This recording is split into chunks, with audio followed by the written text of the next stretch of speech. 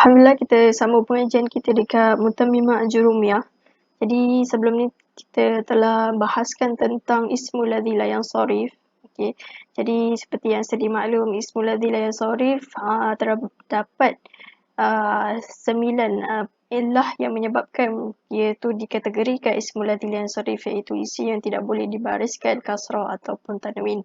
Jadi antaranya ialah jamak, wazan fa'il, adl, ta'nis, ta'rif. Jadi kita telah pun bincangkan daripada nombor 1 sehingga nombor 5. Jadi insyaAllah pada hari ini kita akan bincangkan pada yang ke-6. Pembahagian yang ke-6 iaitu tarkib. Jadi kita mula insyaAllah. Bismillahirrahmanirrahim. Wa amma tarkibu fal muradu bihi.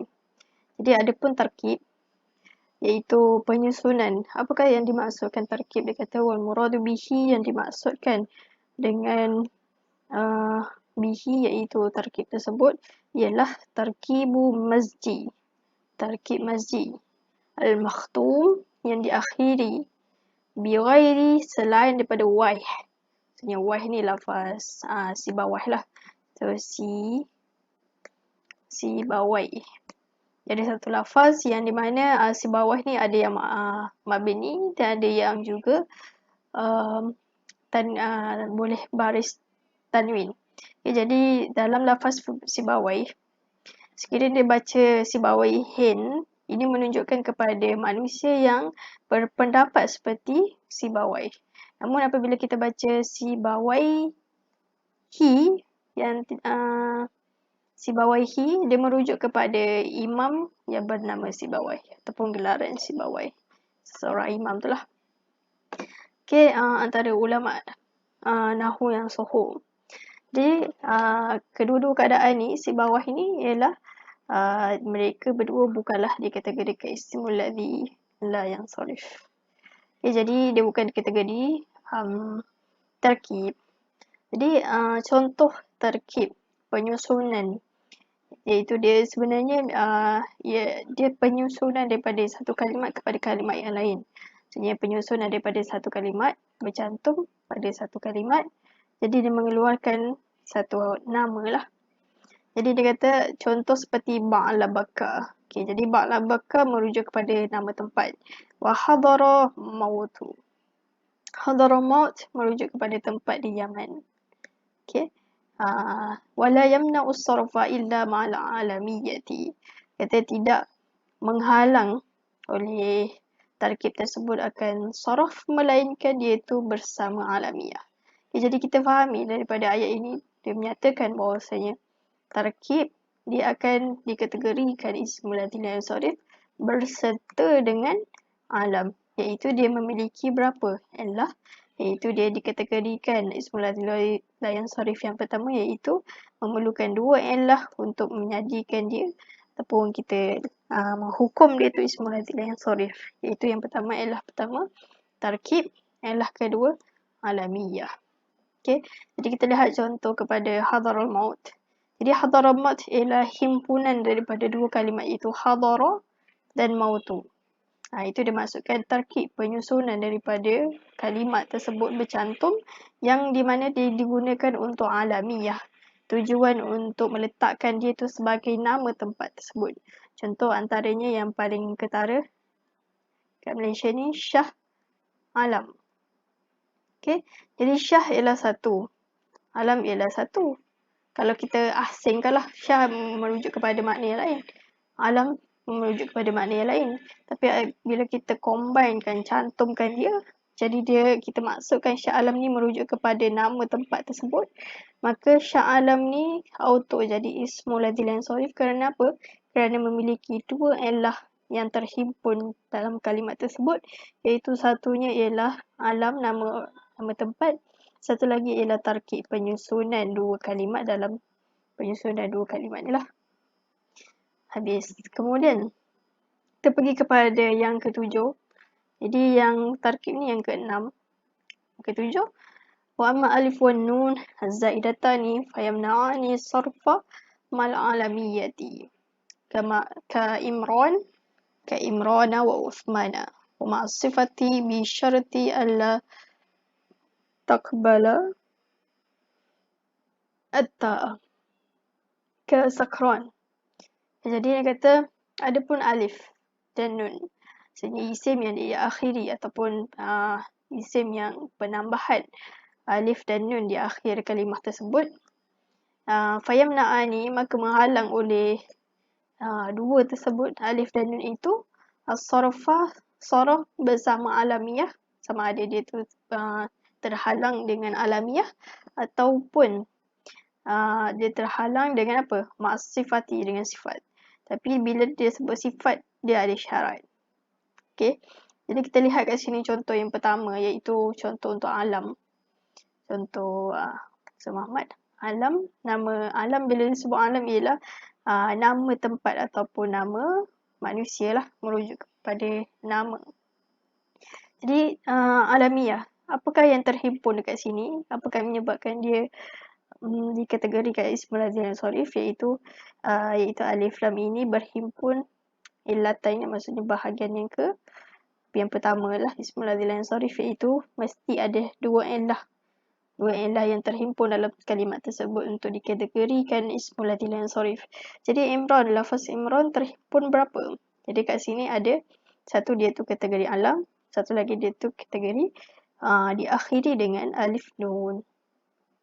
Okay, sama juga dengan Hamzah, sama juga dengan keadaan yang Uthman ini. Uthman merujuk kepada nama manusia kan. Dia alif nun diakhiri dengan alif nun. Okay, ini untuk alamiyah, yang di mana dia tergolong dalam ismul lazim sharif berserta alamiah. Jadi kita lihat kepada contoh dia bersama dengan sifat. Bisyarti, dengan syarat Allah takbala, tapi dengan sifat ni mestilah dengan syarat sifat tersebut lah takbala oleh dia, hiya, iaitu sifat tersebut tidak menerima ta. Itu contoh sakron. Sakron saja, dia tidak ada sakronah, tak ada. Okay, jadi sekira mana keadaan begini, jadi sakron merujuk kepada sifat, iaitu mabuk kan, sifat. Jadi apakah illah yang terhimpun dalam ni? Iaitu first kali dia tu kategori diakhiri dengan alif nun, dan kedua dia ialah sifat. Okay, jadi kedua ini sama ada dia bersama dengan alam ataupun dia bersama dengan sifat. Jadi dia tu kategori yang pertama. Ismul lazim sharif yang pertama itu wujudnya dua illah yang menyebabkan dia tu digolongkan kepada ismul lazim yang sharif. Kemudian jadi yang ni ketujuh. Kita masuk kepada yang ke-8 pula. Wa ammal ujmatu fal muradu biha an takuna al-kalimatu min awdha'il ajamiyyati ka Ibrahim wa Ismail, Ibrahima, Ismail wa Ishaqa. Wa jami'u asma'i anbiya'i ajamiyyatun illa arba'atun, Muhammadun, Salihun, Syu'aibun wa Hudun, sallallahu wa sallama alaihim ajma'in. Okay, jadi wa amal ujmatu, adapun ujmah. Jadi apakah maksudkan dimaksudkan ujmah? Wa muradu biha, yang dimaksudkan biha dengan ujmah itu, antakun adalah kalimat tersebut, sesuatu kalimat min awda'i, daripada peletakan ajamiyati, peletakan ajamiyah, peletakan bangsa bukan Arab. Okay, contoh Ibrahim, dia merujuk kepada bangsa bukan Arab. Ismail, dia merujuk kepada bangsa bukan Arab. Ishaq merujukkan bangsa bukan Arab. Okay, contoh Ishaq ni dia kategori keturunan apa? Keturunan Yahudi dan sebagainya lah. Jadi selama mana nama-nama tersebut ataupun kalimat tersebut diletakkan sebagai dia kata awda', peletakan bangsa selain daripada orang Arab, maka kata kita letakkan dia tu sebagai ismul lazim yang sharif. Okay, wa jami'ul asma'i, dan kesemua isim-isim al-anbiya, kesemua nama-nama para nabi, jamiyatun, ialah bangsa bukan Arab, illa melainkan 4.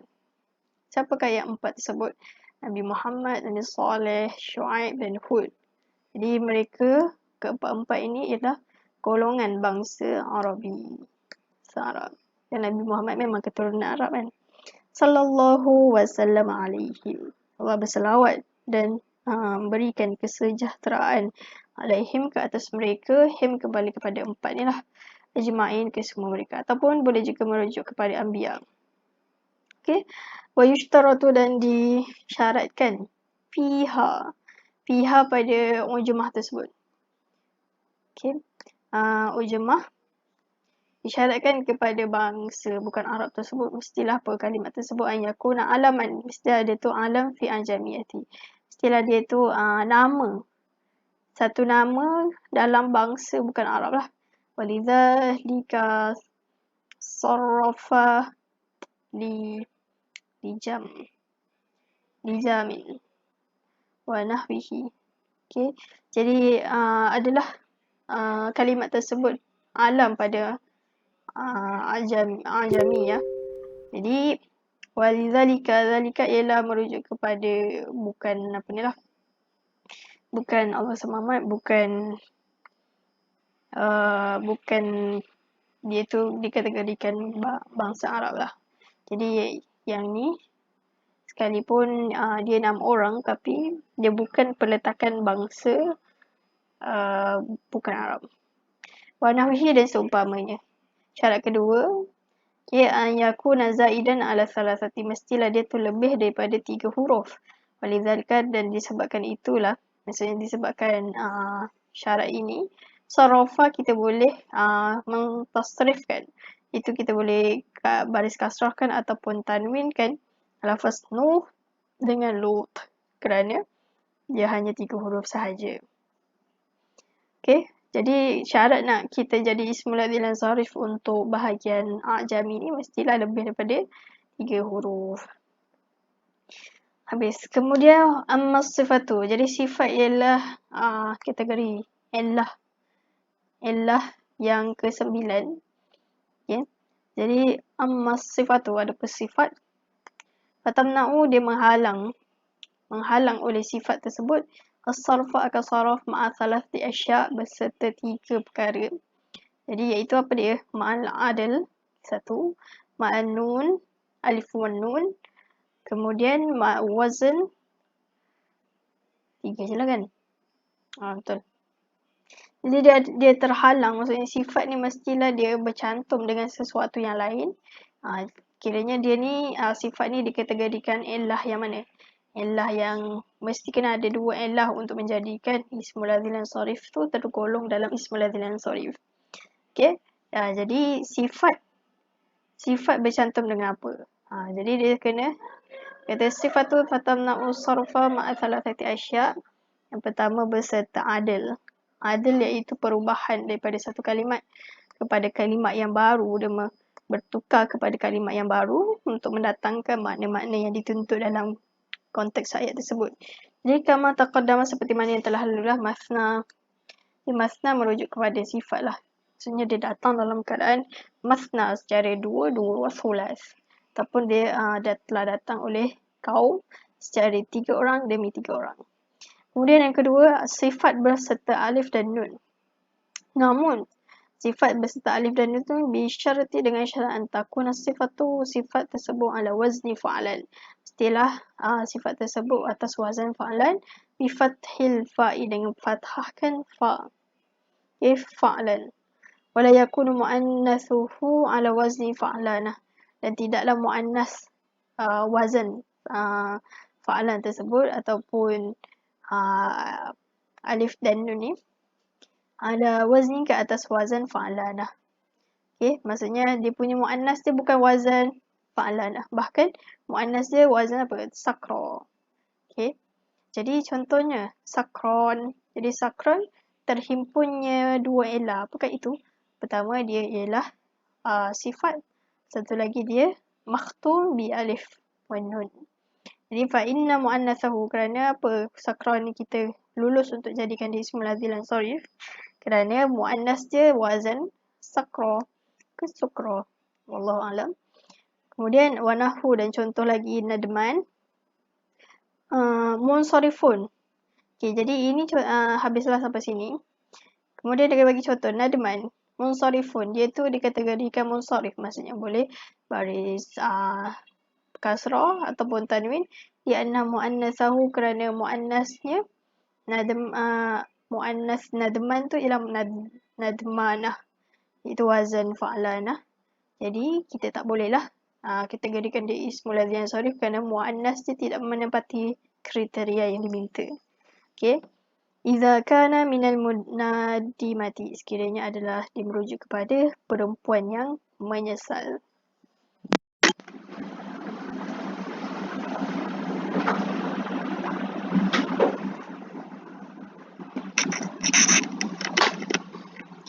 Kemudian sambung yang ketiga. Yang ketiga ma'a wazni fa'al. Sekejap saya padam dulu agak tidak kemas. Okey. Jadi yang ketiga sifat yang di mana dia tu bersama, maksudnya dia berhimpun bersama wazan fa'al, tapi dia tu menghalang daripada sorof bersama wazan fa'al bisyarati, dengan syarat antakuna ala wazni af'al, dengan syarat adalah sifat tersebut, okey, antakuna sifat tersebut ala ke atas wazni af'al, wazan af'al, wa alla yakuna muannathuhu, dan tidaklah muannas wazan fa'al tersebut bitai, dengan ta. Contoh nahu ahmar. Okay, ahmar ialah wazan af'al dan ahmar merujuk kepada apa? Merujuk kepada sifatun. Sifatlah, warna dengan sifat. Fa'inna mu'annathahu, kerana mu'annas ahmar tersebut hamra. Okay, hamra maksudnya tidak diakhiri dengan ta, bahkan diakhiri dengan alif mamdudah. Okay, jadi habis sampai sinilah contoh dia. Wa nahwu armalun. Okay, contoh armalun ni munsharifun dikategorikan isim munsharif yang boleh baris kasrah ataupun baris tanwin. Lianna muannasahu, kerana apa? Kerana muannasnya armal tadi armalah, ada ta marbutah. Okay, jadi kita kena kenal pastilah sebelum kita tahu dia tu ismul ladzi yansharif ataupun tidak. Jadi wa yajuzu sarfu ghairi munsarifi litanasubi ka qira'atin nafi'in salasila wa qawariran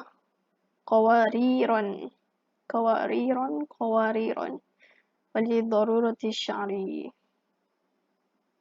Dia kata harus untuk mensarafkan ghairi munsarifi, selain maksudnya harus kita nak mensarafkan lafaz yang tidak boleh ditasrif litanasubi, kerana kesesuaian. Okey, seperti qiraat Nafi'. Maksudnya dia nak kata sekiranya ada alasan, maksudnya sebenarnya dari sudut kaedah qiyas mamnu' min as-sarf dia tak boleh tasrif. Okey, namun ada satu hukum dia nyatakan yajuzu, harus kita mentasrifkan ismul ladzi la yansharif atas apa? Alasan apa? Pertama, alasan tanasub, untuk kesesuaian ayat. Contoh seperti qiraat Nafi'. Imam Nafi' dia tasrifkan lafaz salasila, yang di mana salasila kategori sighah muntaha jumu', maksudnya kategori jamak tersebutlah. Muntaha jumu'. Itu jamak lah. Sama juga qawarira, wazan mafa'il. Jadi jamak ini dia tak boleh sebenarnya dari sudut hukum kaedah nahwu, dia tidak boleh dibariskan tanwin. Jadi tanwin dan tanwin tak boleh, kerana dia tu ismul ladzi la yansharif. Tapi walau bagaimanapun dia kata yajuzu, harus litanasubi, kerana bersesuaian dengan untuk sesuai dengan apa ni lah ayat, supaya sama kan. Okay, itu satu lagi wali darurati sya'ri, ataupun kerana darurat syair. Jadi syair menghendaki, menuntut tanwin ataupun kasrah untuk kesesuaian dalam nazam syair, itulah susunan lagu tersebut, lagu sesebuah syair. Habis. Jadi kita masuk kepada topik baru, iaitu bab nakirah dan ma'rifah.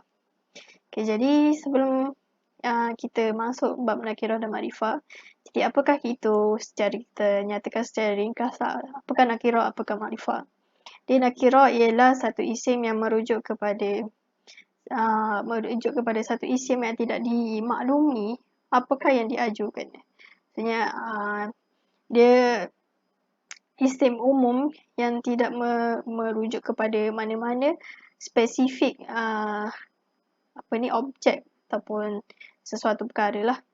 Namun kalau makrifah, dia merujuk kepada sesuatu dan spesifik mengajukan kepada satu perkara tersebut. Tak apa, kita lihat kepada takrif dia satu persatu. Jadi pembahagian isim, kata al-ismu dharbani, isim ada dua bahagian, ahaduhuma, salah satu daripada keduanya, huma kembali pada dharban, iaitu an-nakiratu, nakirah. Wahia dan dia ialah al-aslu, asal. Okay, wahia kullu ismin sya'i'an fi jinsihi la yakhtassu bihi wahidun dunal akhar. Okay, karajulin wa farasin wa kitabin. Jadi nakirah ialah hiya kembali pada nakirah. Kata kullu setiap ismin, satu kata nama, syai'in yang merangkumi fi jinsihi pada jenis sesuatu isim tersebut. Hi kembali pada isim. La yakhtasu tidak tertentu. Bihi dengan isim tersebut. Oleh wahidun satu pun. Dunal akhari. Duna selain yang lain. Maksudnya apabila kita sebut isim tersebut, dia tidak menentukan manakah satu yang dia nak masukkan. Itu maksudnya nakirah. Contoh macam rajul. Jadi bila dia sebut rajul, dia merangkumi semua lelaki-lelaki yang ada dalam bumi ni. Tapi dia tidak spesifikkan lelaki yang mana satu. Lelaki yang dewasa ke, yang tua ke, yang muda ke. Dia tak spesifikkan. Okay. Jadi sebab tu dia kata bila sebut rajul, dia ialah satu isim syai'in yang merangkumi dia punya jenis dia, iaitu bila sebut jinsihi, iaitu jenis lelaki tersebut lah. Maksudnya tahap umur ke, ataupun lelaki yang macam mana ke, rambut panjang, rambut pendek dan sebagainya lah. Dia merangkumi semua jenis yang ada, namun dia tidak la yakhtassu, tidak menentukan, tidak tentukan satu yang di manakah yang dia nak masukkan daripada banyak-banyak jenis tersebut. Sama juga farasin, kuda kan. Dia merangkumi semua kuda yang ada. Hitam, putih, merah dan sebagainya lah. Kitabin sama juga dengan kitab. Okay. Jadi kita termasuk pula dia kata wa taqribuha, pendekatan nakirah tersebut ilal fahmi, untuk memahaminya. Maksudnya pendekatan dalam memahami nakirah tersebut. An yuqal, dikatakan an-nakiratu nakirah ila kullu ma salaha dukhul alfi wal lami alaihi. Okay, jadi kalau kita nak pendekatan dalam memahami apakah itu isim nakirah, dia kata nakirah ialah setiap sesuatu isim yang iaitu minal asma, iaitu daripada isim solaha yang lulus untuk masuk alif dan lam. Okay, jadi contoh rajulin, lulus tak untuk masuk alif lam? Lulus. Jadi dia tu kategori isim nakirah. Contoh imra'ah, perempuan, lulus tak untuk masuk alif lam? Lulus. Jadi dia kategorikan isim nakirah. Jadi inilah pendekatan yang paling mudah untuk kita kenal pasti dia tu nakirah ataupun makrifah. Okay, jadi kita sambung mana tadi. Jadi setiap isim yang lulus untuk masuk alif dan lam ke atasnya, contoh rajulin wa imra'atin wa thawbin. Rajulin lelaki, imra'atin perempuan, thawbin baju. Ataupun boleh juga kita fahami ataupun kita katakan nakirah tersebut kullu ma waqa'a mawqi'a ma yasluhu dukhulu alfi wal lam alaihi. Dikata ataupun sesuatu ma, iaitu daripada isim, itu sesuatu daripada isim asma, waqa'a yang terletak, mawqi'a pada tempat, terletak ataupun jatuh pada tempat, ma sesuatu yang lulus untuk masuk alif dan lam, alaihi ke atasnya, seperti zi. Okay. Bermakna dengan makna sahib. Jadi Z ni dia, kalau Ustaz Muhammad, Z ni saya rasa tak ada apa ni, tanwin. Z ni dia ialah kalau Ustaz Muhammad, dia satu isim lah. Dia isim, namun kita tidak meletakkan dia alif lam. Bahkan dia tu dia cuma hanya waqa'a saja. Dia hanyalah terjatuh ataupun boleh berlaku terjatuh mauqi'ah pada tempat yang lulus saja. Dia kata mauqi'ah.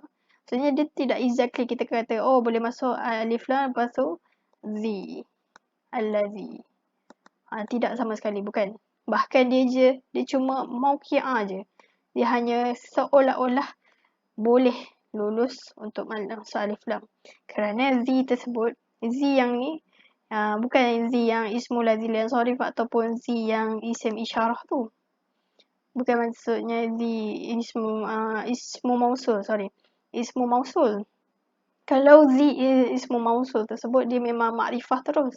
Tapi Z yang dia nak masukkan sini ialah Z yang nakirah. Z yang dengan makna sahib, punya. Jadi Z ini ialah isim nakirah. Kerana apa? Dia bukanlah kerana dia tu boleh masuk alif lam. Bukan bermakna dia tu boleh exactly masuk alif lam. Bahkan dia hanya waqa'a mauqi'ah.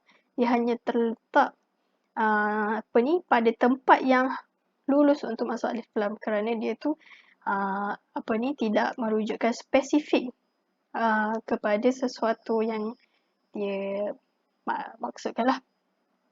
Okey, jadi darbus tsani, pembahagian kedua, iaitu tadi telah nyatakan tentang nakirah yang pertama, yang ni.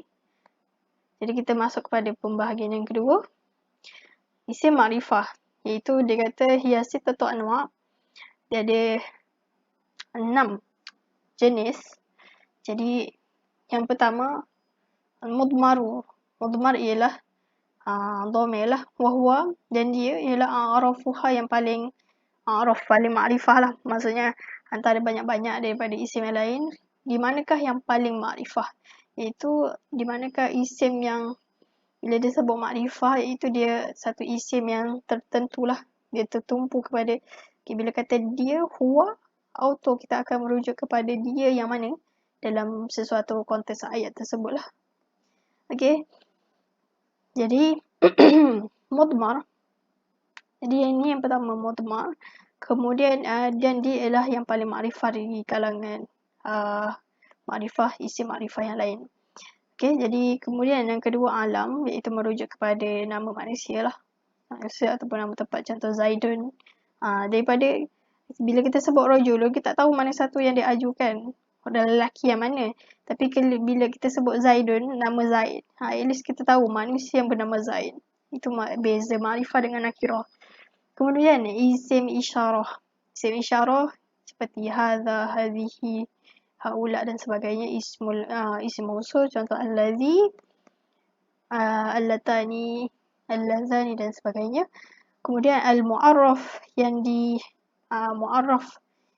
dimakrifahkan bi adati. Saya rasa bi adati, saya rasa bin nida ni. Tak sure, nanti saya rujuk balik. Bin nida. Yang dikenali dengan seruan. Contoh kan, rajulun seorang lelaki, dia ni kategori isim nakirah. Namun apabila seorang kata ya rajulu, wahai seorang lelaki, ya rajulu, contoh ada manusia dia panggil ya rajulu, dan dia maksudkan seorang lelaki depan muka dia. Jadi auto lah lafaz rajulu ni jadi makrifah kerana dia dah dimaklumi siapakah rajul yang lelaki ni nak maksudkan, iaitu yang ni. As-sadisu yang keenam, kata ma'udhifa, sesuatu yang diidhafahkan, yang disandarkan kepada salah satu daripada minha, daripada yang telah dinyatakan di atas. Wahwa dan dia, iaitu ma'udhifa. Ma'udhifa ni fi rutbati, pada martabat, tingkat yang udhifa, yang disandarkan, ilaihi kepadanya, illa melainkan isim mudhaf ila dhamir, mudhaf kepada dhamir, fa innahu kerana dia tu pada rutbah rutbah alam. Okay, kemudian wa yustathna yang dikecualikan min bahasa Muhammad. Wa yustathna mimma dzukir ismullahi ta'ala fa innahu alamun wa huwa a'raful ma'arifi bil ijma'i. Tak apa, kita bincangkan perenggan ini pada masa akan datang. Okay, jadi aku lihat wa astaghfirullah li wa lakum. Assalamualaikum warahmatullahi wabarakatuh.